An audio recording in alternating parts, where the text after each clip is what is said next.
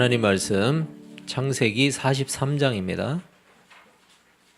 창세기 43장 15절에서 24절까지 한 절씩 교독하겠습니다. 그 형제들이 예물을 마련하고 갑절의 돈을 자기들의 손에 가지고 베냐민을 데리고 애굽에 내려가서 요셉 앞에 서니라.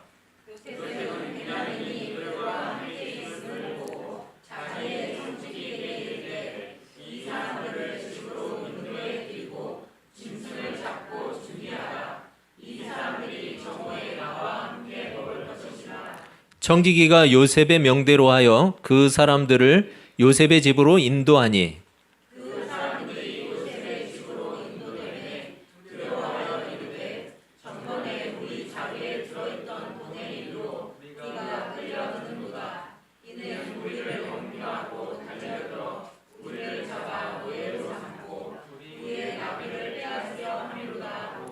그들이 요셉의 집 청지기에게 가까이 나아가 그 집 문 앞에서 그에게 말하여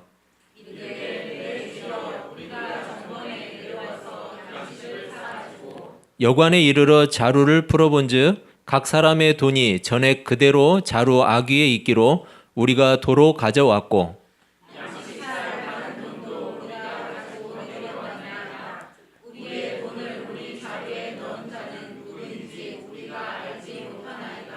그가 이르되 너희는 안심하라 두려워하지 말라 너희 하나님 너희 아버지의 하나님이 재물을 너희 자루에 넣어 너희에게 주신 것이니라 너희 돈은 내가 이미 받았느니라 하고 시므온을 그들에게로 이끌어내고 그들을 요셉의 집으로 인도하고 물을 주어 발을 씻게 하며 그들의 나귀에게 먹이를 주더라. 아멘. 여러분 반갑습니다. 네, 잘들 지내셨죠? 예, 밝은 모습이 보기 좋습니다. 예, 같이 인사 한번 하세요. 예, 뒤도 보시고 앞에도 보시고 예, 반갑습니다. 여러분 세상에는 두려움이라는 것이 존재하죠. 두려움. 누구든지 그것을 좋아하는 사람은 없는데 아무튼 두려움이 있어요. 사람이 살아가는 모든 곳에는 두려움이 있는데 그렇다면 그 두려움의 종류가 얼마나 될까요? 여러분 혹시 아세요? 두려움의 종류가 얼마나 될까요? 생각 안 해보셨죠? 예, 그런 건 생각 안 하는 게 좋아요. 예. 오래전에 타임지, 우리나라 잡지는 아닌데 타임지에 현대인들이 느끼는 두려움의 종류 이것을 밝힌 적이 있는데 그 타임지에서 밝힌 두려움의 종류가 몇 가지였냐면 276가지. 별로 안 놀라시네요. 276가지 여러분 다 셀 수 없잖아요. 그죠? 그만큼 인간에게 두려움이 많이 있다라는 거죠. 대표적인 두려움은 뭐가 있을까요? 죽음에 대한 두려움. 예, 맞았어요. 죽음에 대한 두려움. 여러분 가장 근원적인 두려움이라고 할 수 있죠. 가장 근본적인 인간의 두려움인데 모든 사람은 반드시 죽음을 직면하게 돼요. 누구든지 사람이라면 이 땅을 살아가는 인생은 누구든지 피할 수 없는 그런 상황에 직면하게 돼요. 또 고통에 대한 두려움이 있어요. 어떤 사람은 이 고통에 대한 두려움이 오히려 죽음보다도 더 심하다라고 생각해서 스스로 자기 목숨을 끊는 일도 있죠. 사람들은 또한 건강에 대한 두려움이 있어요. 자기 건강에 대해서. 그 외에도 미래에 대한 두려움, 앞날에 대한 두려움이죠. 그리고 또 실패할까 봐 실패에 대한 두려움. 지금 우리나라 이 땅을 살아가고 있는 청년들, 여러분 앞날이 암담하죠. 왜냐하면 청년 실업이 너무 심하고 뭘 해서 먹고 살아야 될지 암담한 그런 현실 속에 빠져 있는 청년들이 부지기수로 많죠. 이 실패에 대한 두려움이 있고 또 인정받지 못하는 것에 대한 두려움, 사랑받지 못하는 것에 대한 두려움, 그리고 경제적인 두려움. 이런 여러 가지 수많은 두려움들이 우리 주변에 산재해 있다라는 거예요. 여러분 우리 삶 속에 이렇게 수많은 두려움들이 실제하고 있는데 이 성경 속에 나오는 인물들, 우리가 소위 믿음의 사람들이라고 하는 이 사람들, 이들에게는 두려움이 없었나요? 이들에게도 두려움이 있었어요. 믿음의 사람이라고 해서 두려움이 없는 게 아니에요. 두려움을 느꼈어요. 한마디로 우리가 앞서서 살펴본 인물들을 한번 볼까요? 아브라함, 그리고 이삭, 야곱. 여러분 이들을 보세요. 이들이 두려움에 떨었던 시간들이 상당히 많죠.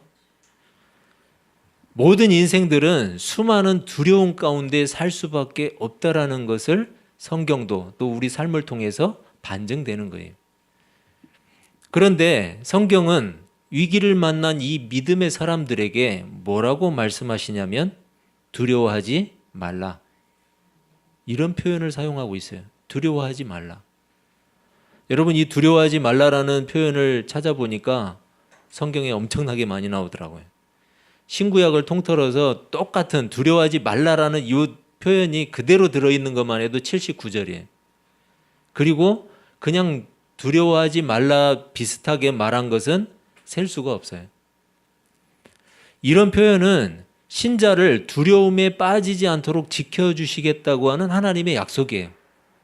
너희들이 두렵지만 그 두려움에 빠지지 않게 하겠다. 이 하나님의 약속이라는 거예요. 즉 하나님이 두려움을 이길 수 있는 능력을 주시겠다라는 거죠. 따라서 우리는 두려움이 찾아올 때 기억할 일이 있어요. 두려움을 이길 수 있는 근거와 힘의 원천이 누구인가? 그분이 바로 하나님이세요. 여러분 하나님을 의지하시기를 바랍니다. 하나님은 모든 두려움 가운데 있는 우리 인생들에게 친히 이렇게 말씀하세요. 이사야서 41장 10절인데 두려워하지 말라. 내가 너와 함께함이라. 놀라지 말라. 나는 내 하나님이 됨이라. 내가 너를 굳세게 하리라. 참으로 너를 도와주리라. 참으로 나의 의로운 오른손으로 너를 붙들리라. 하나님으로 인해서 여러분 우리가 모든 두려움에서 벗어나시기를 축원합니다. 성경은 세상이 주는 두려움보다 오히려 누구를 두려워하라고 하냐면 하나님을 두려워하라. 이렇게 이야기하고 있어요. 마태복음 10장 28절인데 몸은 죽여도 영혼은 능히 죽이지 못하는 자들을 두려워하지 말고 오직 몸과 영혼을 능히 지옥에 멸하실 수 있는 이를 두려워하라. 여러분 하나님을 두려워하라는 거예요. 우리의 몸과 영혼의 주인이신 하나님을 진실로 의지할 때 우리의 모든 두려움은 사라질 줄로 믿습니다. 오늘 우리가 읽은 본문에 두려움에 빠진 사람들이 등장을 하죠. 바로 요셉의 형제들이었어요. 베냐민을 데리고 다시 이집트에 도착을 했죠. 형제들이 다시 이집트로 갔어요. 그들에게 간절한 바람이 있었는데 그건 어떻게 하든지 먹을 식량을 사서 베냐민을 데리고 그리고 시므온을 구해서 다시 고향으로 돌아가는 것이었어요. 여러분 이것밖에 이들에게 바람이 없었는데 이미 형제들은 이집트의 총리에게 바칠 예물을 준비했어요. 예물을 준비해가지고 또 갑절의 돈도 준비를 했죠. 그들이 그 전에 들어있던 그 돈과 그리고 식량을 살 돈까지 갑절의 돈을 준비해가지고 갔어요. 예물을 통해서 이집트 총리의 마음을 돌려서 시므온을 구해야 됐기 때문이에요. 지난번 자료에 들어있던 돈과 또다시 식량을 구입하기 위한 돈도 준비를 했어요. 그렇게 다시 요셉 앞에 서게 된 형제들, 이 형제들을 요셉은 어떻게 했느냐? 자신의 청지기를 시켜서 그들을 자신의 집으로 인도하게끔 했어요. 자신의 집으로. 그리고 그들과 함께 먹을 수 있도록 짐승을 잡으라고 명령을 했어요. 같이 정오에 식사를 하겠다라는 거죠. 여러분 요셉은 형제들과 함께 서 있는 누구를 봤어요? 베냐민을 봤어요. 형들과 함께 왔는데 그 중에 베냐민이 있는 걸 봤어요. 그래서 그 마음에 얼마나 반가웠겠어요. 자기하고 엄마가 같은 베냐민 친동생이 왔으니까 얼마나 반가웠겠어요. 벌써 오래전에 헤어졌죠.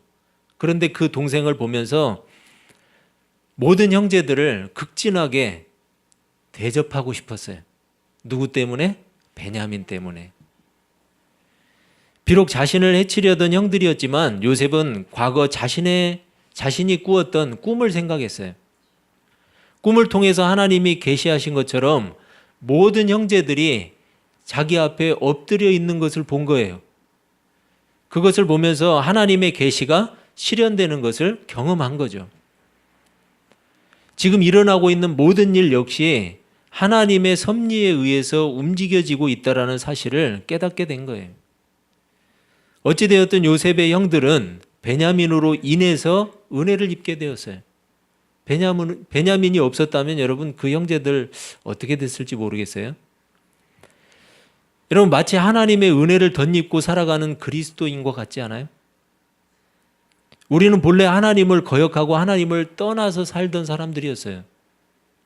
그런데 예수 그리스도의 대속의 은혜를 덧입고 하나님께로 인도된 사람들이에요. 그 예수 그리스도의 은혜가 없다면, 대속의 은혜가 없다면 우리는 누구든지 하나님 앞에 스스로 설 자가 없어요. 예수 그리스도의 은혜로만 하나님 앞에 나갈 수 있는 거죠. 우리에게는 하나님께서 준비하신 풍성하고 복된 하나님의 나라가 준비되어 있어요. 그래서 신자에게 이 땅에서의 삶의 마침은 더 풍성하고 아름다운 새로운 삶의 시작인 거예요. 바로 그 길을 우리에게 열어주신 분이 예수님이세요. 갑자기 요셉의 집으로 인도되는 것을 알고 형제들은 두려웠어요. 지금 두려움에 빠졌어요. 형제들은. 지난번 일 때문에 자신들을 잡아 가두는 것이라고 생각했어요. 그리고 이제 자신들의 소유를 다 빼앗기고 자기들은 그들의 노예가 될 거라고 생각을 했어요. 왜냐하면 그들은 여전히 이집트의 총리가 누구인지를 몰랐기 때문이에요. 여러분 이집트의 총리가 요셉이라는 사실을 형제들은 전혀 몰랐잖아요. 아마도 형제들은 이제 드디어 자신들이 지은 죄에 대해서 심판을 받는구나 이렇게 생각을 했을 거예요. 자신들에게 자꾸만 이상한 일들이 생겨났죠. 여러분 이해하지 못할 일들이 자꾸 생겨났어요. 그리고 자신들의 환경도 점점 더 어려워지고 있었어요. 이것을 보면서 이것은 우리의 죄로 인한 것이구나. 죄로 인해서 우리가 심판받는 것이구나. 이렇게 생각을 한 거죠. 여러분 사실 우리에게 찾아오는 모든 두려움의 원인, 이 두려움의 원인은 죄예요. 죄 때문이에요. 만약에 한 점 부끄러움이 없이 정직하고 깨끗하다면 여러분 두려워할 이유가 없잖아요. 뭘 두려워하겠어요? 정직하고 깨끗하고 투명하다면. 두려움의 대상은 사람이 아니에요. 주인이신 하나님의 말씀을 거역하고 선악과를 먹은 이 아담. 여러분 하나님의 말씀을 거역하고 선악과를 먹었다는 그 자체가 죄잖아요. 이 아담이 어떻게 고백하냐면 창세기 3장 10절에서 이렇게 고백해요. 이르되 내가 동산에서 하나님의 소리를 듣고 내가 벗었으므로 두려워하여 숨었나이다. 두려워했다라고 이야기를 해요. 여러분 그 전에 하나님을 두려워했나요? 아담이? 두려워하지 않았어요. 그런데 갑자기 하나님이 두렵다는 거예요. 하나님의 말씀을 어겼기 때문이에요. 죄가 들어갔기 때문이에요. 만약에 형제들이 이집트의 총리가 요셉이라는 사실을 알았다면 어땠을까요? 이집트의 총리가 요셉이다. 요셉이네? 라고 알았다면 아마도 그렇게까지 두려워하지는 않았을 거예요. 물론 그들이 죄가 없지는 않죠. 죄가 있죠. 요셉에게 죄가 있었어요. 그렇지만 적어도 사죄할 수 있는 기회는 있잖아요. 그리고 요셉에게 용서받을 수 있는 기회가 있잖아요. 그렇기 때문에 그렇게까지 두려워하진 않았을 거예요. 하지만 형제들은 여전히 그가 요셉인 줄을 몰랐어요. 그래서 형제들은 두려웠어요. 자신들에게 일어나고 있는 일들이 왜 일어나는지 이해할 수가 없었던 거죠. 여러분 요셉은 형들을 해칠 마음이 있어요? 없어요? 지금? 전혀 없죠. 우리가 하나님이 어떤 분인지를 알게 된다면 우리의 모든 두려움은 사라지게 돼 있어요. 하나님이 어떤 분인지 안다면. 그런데 사람들은 하나님을 잘 알지 못해요. 그래서 여전히 두려움 가운데 빠져 있어요. 왜냐하면 자신의 삶을 보니까, 자신의 삶을 보면 온통 죄와 허물로 가득하거든요.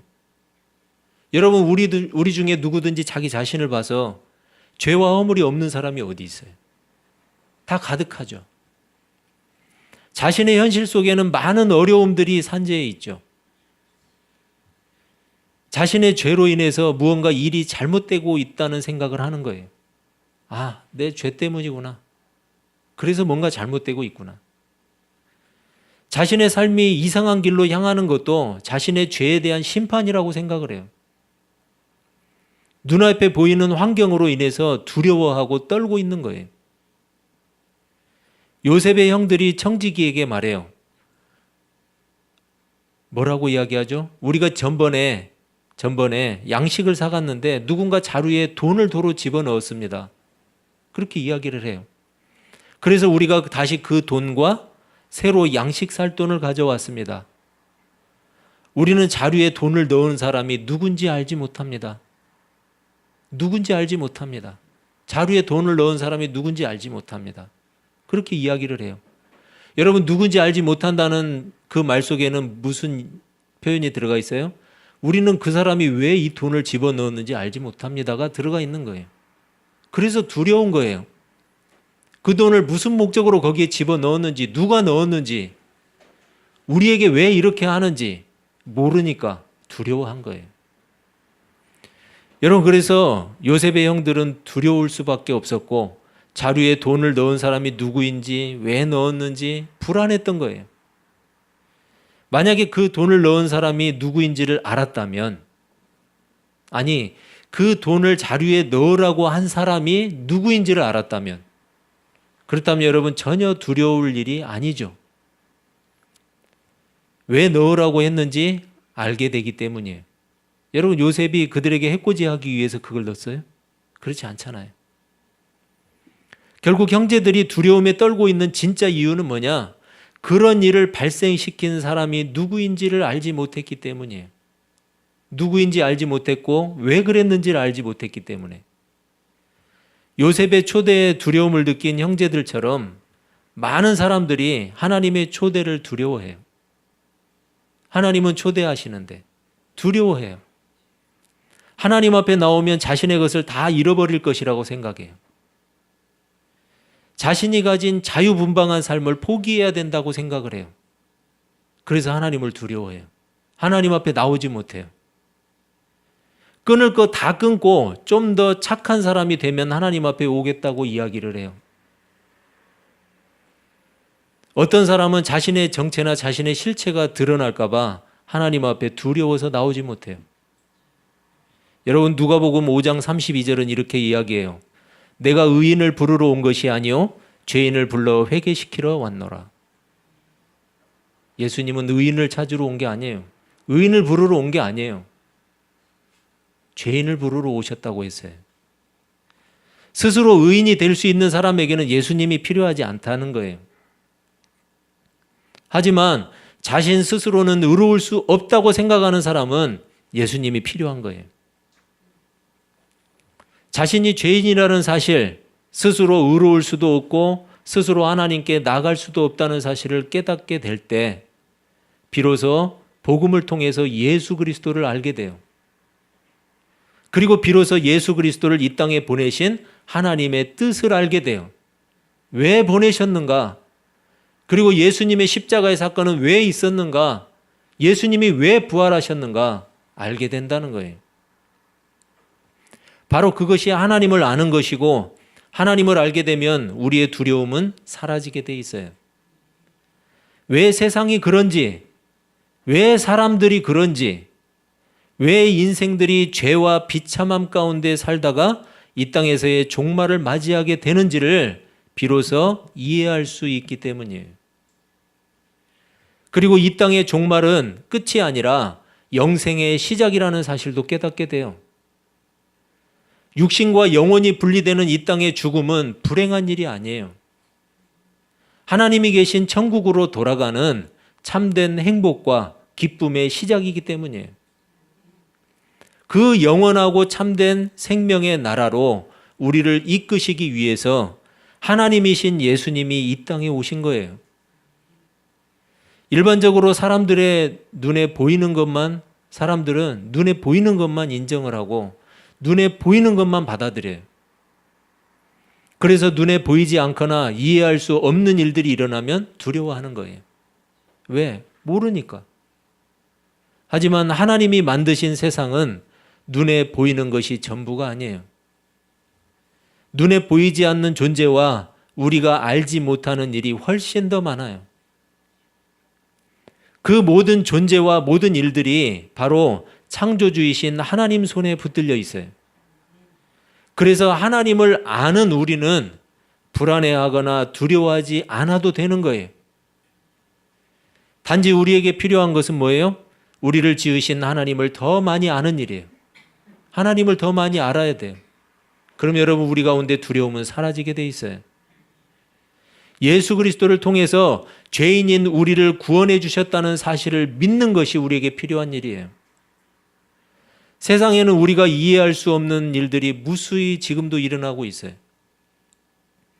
세상에는 우리가 알지 못하는 일들, 그리고 이해하기 어려운 일들이 수없이 많아요. 하지만 그 모든 일 가운데 섭리하시는 분이 바로 하나님이라는 사실을 알아야 되는 거예요. 요셉의 집으로 초대받은 형제들이 지난번 일로 불안해하는 것을 본 청지기, 이 청지기가 23절에서 이렇게 말해요. 그가 이르되 너희는 안심하라, 두려워하지 말라. 너희 하나님, 너희 아버지의 하나님이 재물을 너희 자루에 넣어 너희에게 주신 것이니라. 너희 돈은 내가 이미 받았느니라. 아마도 지난번 요셉의 지시를 받고 자루에 돈을 넣었던 사람, 그 사람이 아마 이 청지기가 아닌가 생각이 돼요. 요셉의 청지기는 분명하게 말하죠. 모든 일은 너희가 섬기는 하나님이 하신 일이다. 하나님이 하신 일이다. 그러니까 뭐 하라는 거예요? 두려워하지 마라.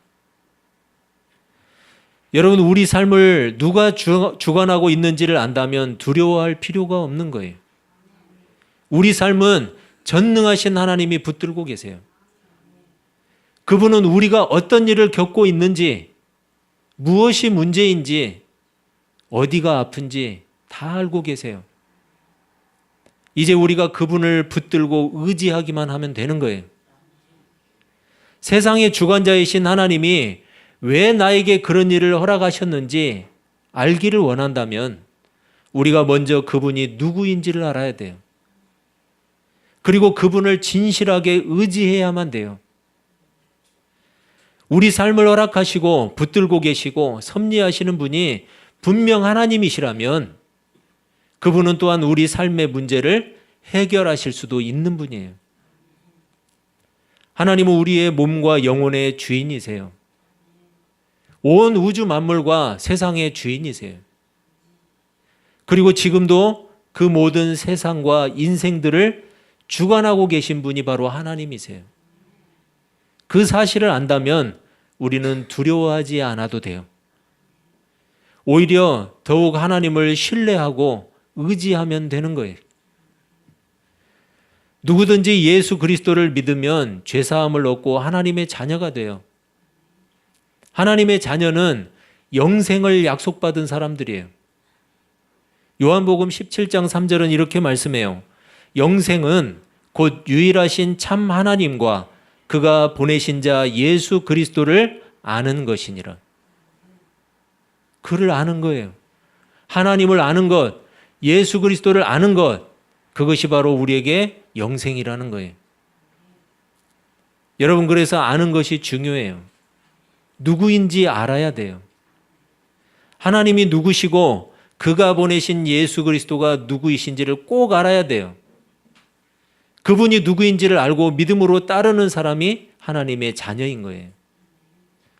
하나님을 알고 예수 그리스도를 아시기를 축원합니다. 하나님을 믿는 하나님의 자녀는 모든 두려움으로부터 자유할 수 있어요. 왜냐하면 그분이 누구인지를 알기 때문이에요. 그분이 우리에게 무슨 일을 하시는 분인지 알기 때문이에요. 그분을 알게 되면 그분이 우리에게 하실 일을 다 알 수 있기 때문이에요. 그래서 불안할 필요가 없어요. 하나님이 누구시고 그분이 보내신 예수 그리스도가 누구이신지를 꼭 아셔서 그분이 주시는 구원과 그리고 그분이 주시는 평강과 그분이 주시는 참 자유로 충만한 인생들이 되시기를 주님의 이름으로 축원합니다. 기도하겠습니다.